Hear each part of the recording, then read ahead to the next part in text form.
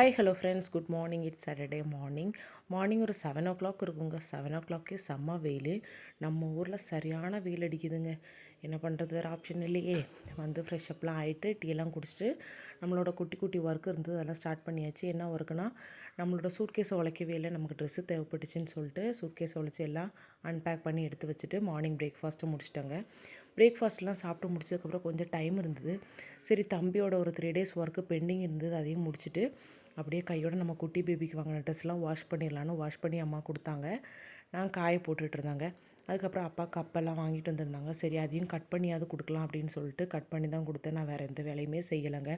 Cut பண்ணி கொடுத்துட்டு நான் போயிட்டேன். அதுக்கப்புறம் அம்மா எல்லாம் ரெடி பண்ணதுக்கப்புறம் கூப்பிட்டாங்க. நான் போய் வீடியோ மட்டும் எடுத்துக்கிட்டேன். சாப்பிட்றதுக்கு இன்றைக்கி கப்பை, மீன் குழம்பு, மீன் ஃப்ரை எல்லாம் வச்சுருந்தாங்க.